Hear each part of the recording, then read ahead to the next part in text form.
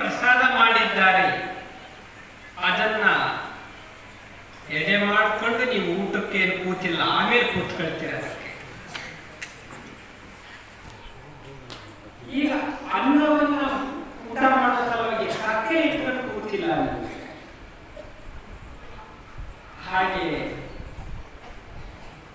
ಜ್ಞಾನ ಇದೆಯಲ್ಲ, ಅದು ನೆತ್ತಿಗೆ ಬೇಕಾಗ್ತದೆ. ನೆತ್ತಿ ಅಂದರೆ ತಲೆ. ತಲೆಯನ್ನು ತುಂಬಲಿಕ್ಕೆ ಸ್ಕೂಲುಗಳು, ಕಾಲೇಜುಗಳು, ಯೂನಿವರ್ಸಿಟಿಗಳು, ಲೈಬ್ರರಿಗಳು ಇವೆ. ಅವೆಲ್ಲ ನಮ್ಮ ತಲೆಯನ್ನು ತುಂಬುತ್ತವೆ. ಆದರೆ ಇವೆರಡೇ ಇಲ್ಲಿ, ನೆತ್ತಿ ಮತ್ತು ಹೊಟ್ಟೆ ಇವೆರಡೇ ಇಲ್ಲ ನಮಗೆ. ಈ ಶರೀರದೊಳಗೆ ಒಂದು ಭಾವ ಅನ್ನೋದೊಂದು ಇದೆ. ಆ ಭಾವವನ್ನ ಯಾವುದರಿಂದ ತುಂಬಿಕೊಳ್ಳೋದು ಅಂದ್ರೆ ಭಕ್ತಿಯಿಂದ ತುಂಬಿಕೊಳ್ಳಬೇಕು. ಆ ಭಾವ ಇವತ್ತು ನೀವೆಲ್ಲ ಕೂತ್ಕೊಂಡಿರೋದು ಈಗ ಸದ್ಯ ಆ ಭಕ್ತಿಯ ಸಂಸ್ಕಾರವನ್ನ ನಿಮ್ಮ ಭಾವದಲ್ಲಿ ತುಂಬಿಕೊಳ್ಳಲು ಕುಳಿತುಕೊಂಡಿದ್ದೀರಿ. ನಾವು ಆಸ್ತಿಗಳು ದೇವರನ್ನು ನಂಬಿದಂಥವರು. ದೇವರು ಇಲ್ಲ ಅಂತ ವಾದ ಮಾಡುವವರು ಕೇವಲ 2% ಜನ ಇದ್ದಾರೆ. ದೇವರಿದ್ದಾನೆ ಎಂದು ನಂಬುವ ಜನ 98% ಜನ ಇದ್ದಾರೆ. ದೇವರನ್ನು ನಂಬುವವರಿಗೆ ಆಸ್ತಿಗಳು ಅಂತ ಕರೀತಾರೆ. ಯಾರು ದೇವರನ್ನು ನಂಬುವುದಿಲ್ಲವೋ ಅವರಿಗೆ ನಾಸ್ತಿಕರು ಅಂತ ಕರೀತಾರೆ. ನಾವೆಲ್ಲ ತುಂಬಾ ಆಸ್ತಿಕರು. ಹಾಗೆ ನಿಮ್ಮ ಬದುಕಿನಲ್ಲಿ ನೀವು ಪ್ರತಿನಿತ್ಯ ನಡ್ಕೊಳ್ಳೋದು ಒಂದು ಉದಾಹರಣೆ ಕೊಡ್ತೀವಿ. ನಮ್ಮ ದೇಶದಲ್ಲಿ ಜನ ಎಷ್ಟಿದ್ದಾರೆ? ಈಗ ನಮ್ಮ ದೇಶದ ಜನಸಂಖ್ಯೆ ಎಷ್ಟಿದೆ? 140 ಕೋಟಿ ಜನಸಂಖ್ಯೆ. ಹಾಗೇನೆ ಜಾನುವಾರುಗಳು ಎಷ್ಟಿದೆ? ಜಾನುವಾರುಗಳು ಗೊತ್ತಾಗಲ್ಲ. ಆಕಳುಗಳು, ಎಮ್ಮೆಗಳು ಇವೆಲ್ಲ ಇದ್ದಾವೆ. ಜನರದು ಅಂಕಿ ಸಂಖ್ಯೆ ಸಿಗ್ತದೆ. ಜಾನುವಾರುಗಳು ಕೂಡ ಸರ್ಕಾರದ ಹತ್ರ ಅಂಕಿ ಸಂಖ್ಯೆ ಇದೆ. ನಮ್ಮ ಫಾರೆಸ್ಟ್ನಲ್ಲಿರುವ ವೃಕ್ಷಗಳು, ಮರಗಳು ಎಷ್ಟಿದೆ ಅಂತ ಅಂಕಿ ಸಂಖ್ಯೆ ಸಿಗ್ತದೆ. ಆದರೆ ನಮ್ಮ ದೇಶದಲ್ಲಿ ದೇವರು ಎಷ್ಟಿದ್ದಾರೆ ಅಂತ ಇವತ್ತಿಗೂ ಅಂಕಿ ಸಂಖ್ಯೆ ಸಿಗ್ತದೆ.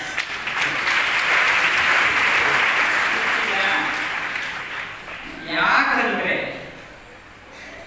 ಇವತ್ತು 100 ಅಥವಾ 1000 ಲಕ್ಷ ದೇವರುಗಳು ಏನಾದರೂ ನಾವು ಗಣತಿ ಮಾಡಿದ್ವು ಅಂತಂದ್ರೆ, ದೇವ ಗಣತಿ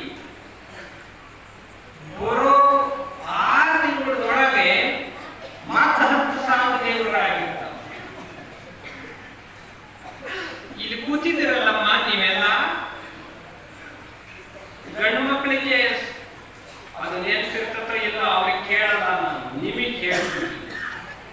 ನಿಮ್ಮೆಲ್ಲರ ಮನೆ ಒಳಗೂ ದೇವ್ರ ಜಗಲಿ ಇದೆ ತಾನೆ?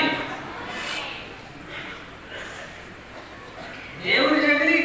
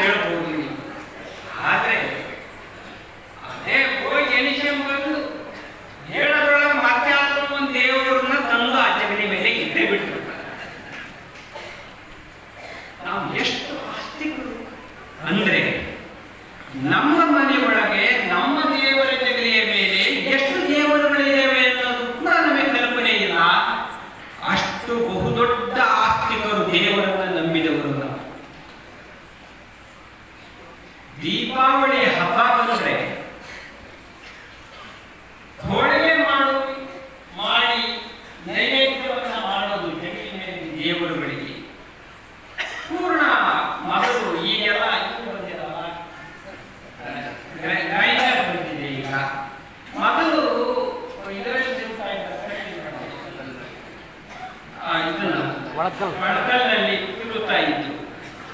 ಒಂದು ಮಗು, ಆ ತಾಯಿಯ ಮಗು ಬಂದು ಆ ಹುಡುಗಕ್ಕೆ ಕಣ್ಣು ಹಾಕಿದ್ರೆ ತಾಯಿ ತಿನ್ನೋ ಮಗ ಅಂತೇಳಿ ಅದರ ಬಾಯಲ್ಲಿ ಎಂದೂ ಕೊಟ್ಟಿಲ್ಲ. ಆ ಮಗು ತೆಗೆದುಕೊಂಡ ಆ ಹೂರಣವನ್ನು ಕೈಯಲ್ಲಿ ತಗೊಂಡದ್ದನ್ನು ವಾಪಸ್ ಕಿತ್ಕೊಳ್ತಾರೆ. ಮತ್ತೆ ಅದರೊಳಗೆ ಹಾಕಿ ತಿರುಗಿ ಆ ಮಗುವನ್ನ ಬೇರೆ ಇನ್ನೊಂದು ದೊಡ್ಡ ಹುಡುಗಿ ಕೈಯಲ್ಲಿ ಅದನ್ನು ಕೊಟ್ಟು ಹೊರ ಕಳಿಸ್ತಾಳೆ. ಹೋಳಿಗೆಯೆಲ್ಲ ಮಾಡಿ ದೇವರಿಗೆ ನೈವೇದ್ಯ ಮಾಡಿದ ಮೇಲೆ ಆ ಮಗುವಿಗೆ ಊಟ ಕೊಡ್ತಾಳೆ. ಇದು ನಮ್ಮ ಆಸ್ತಿಕತೆ. ಒಬ್ಬ ತಾಯಿಗೆ ತನ್ನ ಕರುಣಿನ ಕುಡಿ, ಮಗುವಿಗಿಂತಲೂ ಕೂಡ ವಾತ್ಸಲ್ಯ ಪ್ರೀತಿ ಯಾರ ಮೇಲೂ ಇರಲ್ಲ. ಆದರೆ ನೈವೇದ್ಯ ಪೂಜೆ ವಿಚಾರ ಬಂದಾಗ ಮೊದಲು ದೇವರಂತಾಳೆ, ಆಮೇಲೆ ನನ್ನ ಮಗು ಅಂತಾಳೆ. ಇದು ನಮ್ಮ ಆಸ್ತಿಕತೆ. ಹಿಂಗೆ ನಾವು ದೇವರನ್ನು ನಂಬಿದೆವು. ಇದಕ್ಕೆ ಆಸ್ತಿಕತೆ, ದೇವರನ್ನ ನಂಬುವಿಕೆ, ದೃಢವಾದ ನಂಬುವಿಕೆ. ಆದ್ದರಿಂದ ನೀವೆಲ್ಲ ಇಲ್ಲಿ ಕೂತಿರೋದು ಭಕ್ತಿಗೆ ಯಾರ ಸಲುವಾಗಿ ನಾವು ಭಕ್ತಿ ಮಾಡ್ತೀವಿ? ದೇವರ ಸಲುವಾಗಿ ಭಕ್ತಿ ಮಾಡ್ತೀವಿ. ದೇವರಿರೋದು ಯಾರ ಸಲುವಾಗಿ? ಭಕ್ತಿಯನ್ನ ಹುಟ್ಟು ಹಾಕುವ ಸಲುವಾಗಿ. ಭಕ್ತಿ ಮತ್ತು ದೇವರು ಅವಿನಾಭಾವ ಸಂಬಂಧದಲ್ಲಿ. ದೇವರನ್ನ ಬಿಟ್ಟು ಭಕ್ತಿ ಇಲ್ಲ, ಭಕ್ತಿಯನ್ನು ಬಿಟ್ಟು ದೇವರಿಲ್ಲ. ಅದಕ್ಕಾಗಿ ಈ ಜಗತ್ತಿನಲ್ಲಿ ಶ್ರೇಷ್ಠವಾದದ್ದು ಯಾವುದು ಅಂತಂದ್ರೆ ಭಕ್ತಿ. ಭಕ್ತಿಗಿಂತ ಬೆಳೆಯುಳ್ಳಂಥದ್ದು ಈ ಜಗತ್ತಿನಲ್ಲಿ ಯಾವುದೂ ಇಲ್ಲ. ಬಸವಣ್ಣವರು ಹೇಳ್ತಾರೆ, ಏನ್ ಹೇಳ್ತಾರೆ ಗೊತ್ತಾ? ಬಸವಣ್ಣವರು ನಿಮಗೆಲ್ಲ ಚೆನ್ನಾಗಿ ಪರಿಚಯ. ಬಸವಣ್ಣ ಒಂದು ತಿಂಗಳು ನೀವೆಲ್ಲ ಕೇಳಿದ್ದೀರಿ. ಬಸವಣ್ಣ ಭಕ್ತಿ ಭಂಡಾರಿ ಅಂತ ಅನ್ನಿಸ್ಕೊಂಡ್ರು. ಬಸವಣ್ಣ ಬರೀ ಭಕ್ತಿ ಭಂಡಾರಿ ಅಷ್ಟೇ ಅಲ್ಲ, ಬಸವಣ್ಣ ಮಹಾಮಂತ್ರಿ, ಬಿಜ್ಜಳನ ಆಸ್ಥಾನದಲ್ಲಿ ಮಹಾಮಂತ್ರಿ. ಬಸವಣ್ಣ ಬಿಜ್ಜಳನ ಆಸ್ಥಾನದಲ್ಲಿ ದಂಡನಾಯಕ, ಮಿಲಿಟರಿ ಹೆಡ್. ಯಾರು? ಬಸವಣ್ಣ. ಫೈನಾನ್ಸ್ ಮಿನಿಸ್ಟರ್, ಹಣಕಾಸು ಮಂತ್ರಿ, ಮಿಲಿಟರಿ ಹೆಡ್ ಮತ್ತು ಮಹಾಮಂತ್ರಿ. ಇಷ್ಟು ಅಧಿಕಾರ ಬಿಜ್ಜಳನ ಅರಸನ ಅರಸೊತ್ತಿಗೆಯಲ್ಲಿ ಬಸವಣ್ಣನವರಿಗೆ ಸಿಕ್ಕಿತ್ತು. ಇಂಥ ಭವ್ಯವಾದ ಬಂಗಲೆ, ಆಳುಗಳು, 3 ಮಂತ್ರಿ ಪದವಿಗಳು, ಇಷ್ಟೆಲ್ಲ ಇದ್ದ ಬಸವಣ್ಣ ಹೇಳ್ತಾರೆ, ಭಕ್ತಿ ಇಲ್ಲದ ಬಡವ ನಾನಯ್ಯ. ಏನು? ಭಕ್ತಿ ಇಲ್ಲದ ಬಡವ ನಾನಯ್ಯ. ದಾಸಯ್ಯನ ಮನೆಯಲ್ಲೂ ಬೇಡಿ, ಅಕ್ಕಯ್ಯನ ಮನೆಯಲ್ಲೂ ಬೇಡಿದೆ, ಚೆನ್ನಯ್ಯನ ಮನೆಯಲ್ಲೂ ಬೇಡಿದೆ.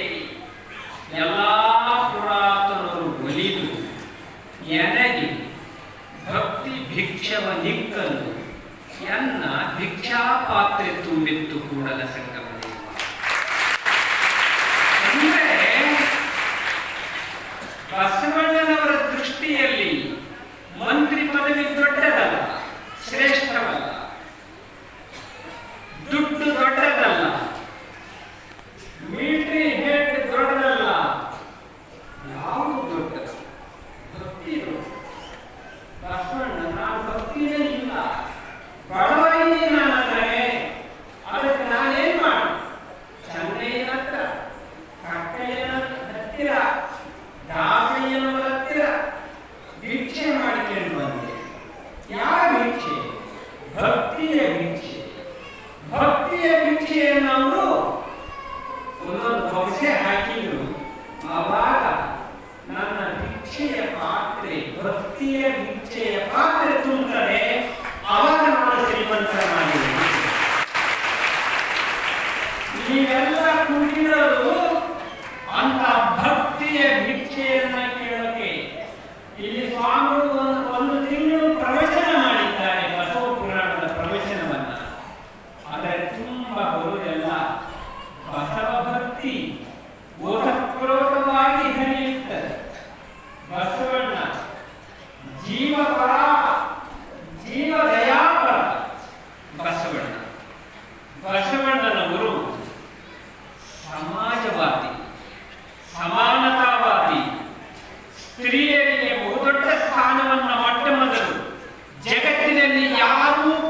ಇದ್ದಿದ್ದಿಲ್ಲ.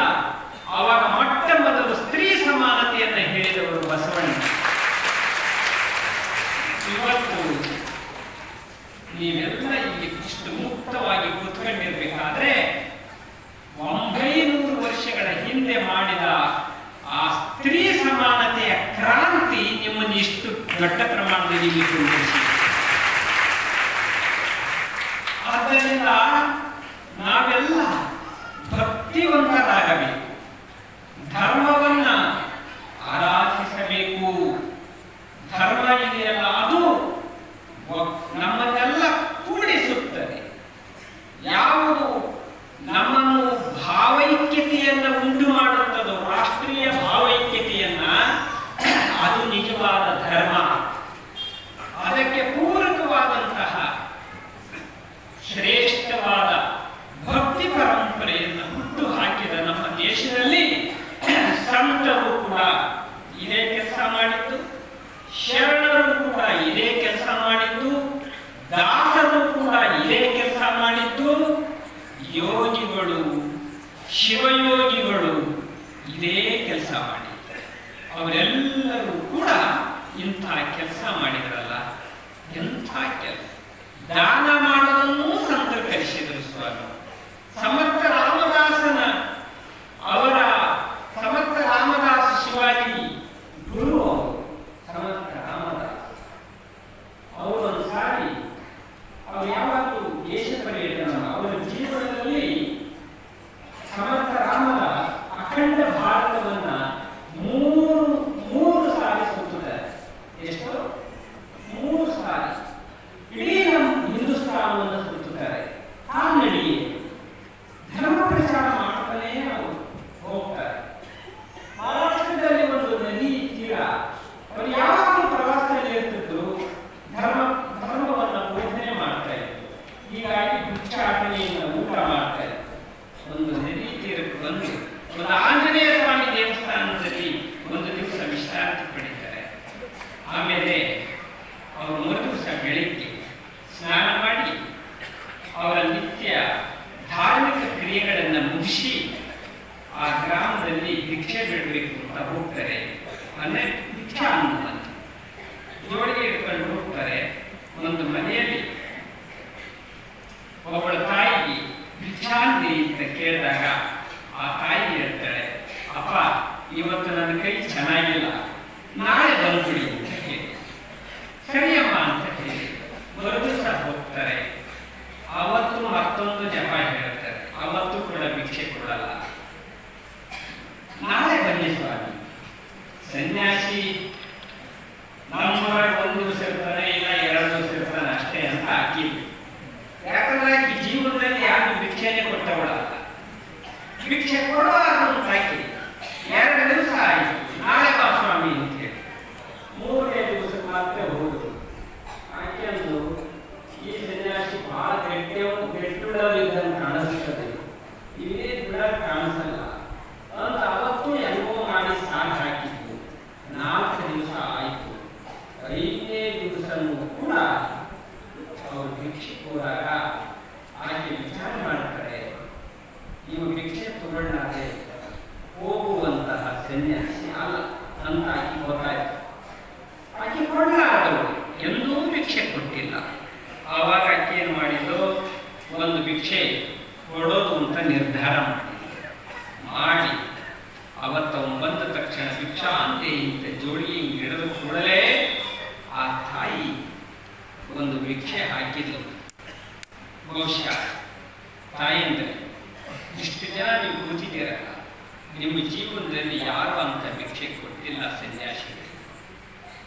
ಏನು ಭಿಕ್ಷೆ ಕೊಟ್ಟರು ಗೊತ್ತಾ? ಮಸಿ ಅರಿವೆ ಹಾಕಿ.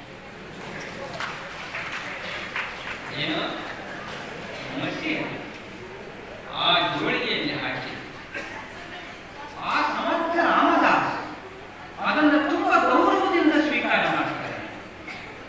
ತುಂಬಾ ಗೌರವದಿಂದ ಅದನ್ನು ಸ್ವೀಕಾರ ಮಾಡಿ ಮುಂದೆ ಭಿಕ್ಷೆ ಹೋಗಲೇ ಇಲ್ಲ. ಅವರು ಅದನ್ನು ಜೋಳಿಗೆಯಲ್ಲಿ ಭಕ್ತಿಯಿಂದ ಹಿಡಿದುಕೊಂಡು ವಾಪಸ್ ಆಂಜನೇಯ ಸ್ವಾಮಿ ದೇವಸ್ಥಾನಕ್ಕೆ ಬರ್ತಾರೆ. ನದಿ ತೀರದಲ್ಲಿ ಉಳ್ಕೊಂಡಿದ್ರಲ್ಲ ಆಂಜನೇಯ ಸ್ವಾಮಿ ದೇವಸ್ಥಾನದಲ್ಲಿ ಅಲ್ಲಿ ಹೋಗಿ ಆ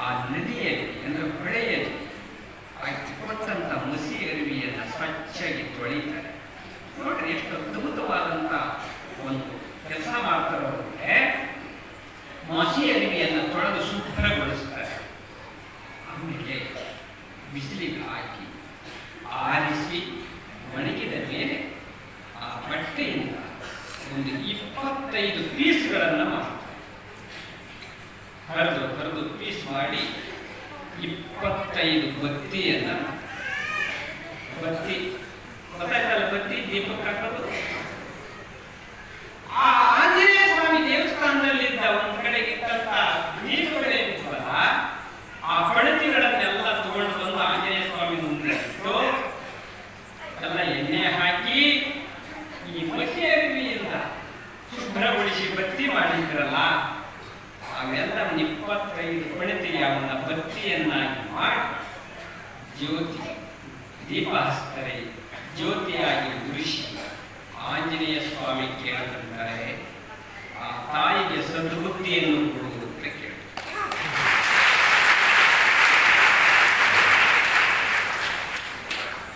ಅಷ್ಟು ಮಾಡಿ ಮತ್ತೆ ಭಿಕ್ಷಕ್ಕೆ ಹೋದ್ರು, ಆಕೆ ಮನೆಗೆ ಹೋದ್ರು. ಗೊತ್ತಾಯ್ತಲ್ಲ, ಆಕೆ ಮನೆಗೆ ಹೋದ್ರು. ಆಕೆಂದು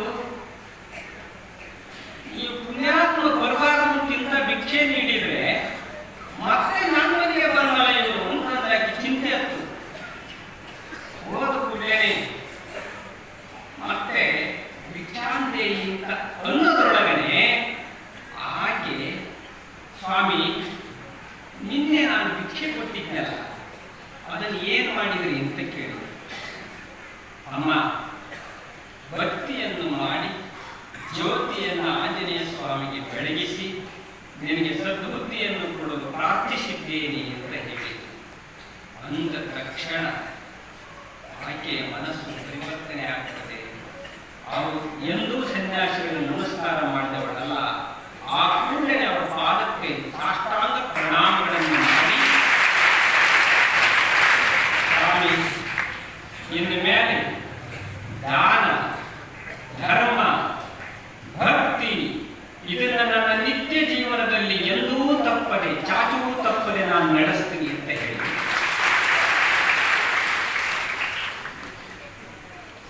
ಒಬ್ಬ ಸಂತ ಸನ್ಯಾಸಿ ಭಕ್ತರಿಗೆ ಯಾಂಗ ಭಕ್ತಿಯನ್ನ ಕಲಿಸ್ತಾರೆ ಎನ್ನೋದಕ್ಕೆ, ದಾನ ಧರ್ಮ ಮಾಡೋದನ್ನ ಕಲಿಸ್ತಾರೆ ಎನ್ನೋದಕ್ಕೆ ಈ ಘಟನೆ ಸಾಕ್ಷಿ. ಇದು ನಡೆದಂಥದ್ದು ಜೀವನದಲ್ಲಿ ಕಥೆ ಅಲ್ಲ, ನಡೆದ ಘಟನೆ. ಅದಕ್ಕೆ ಮನುಷ್ಯ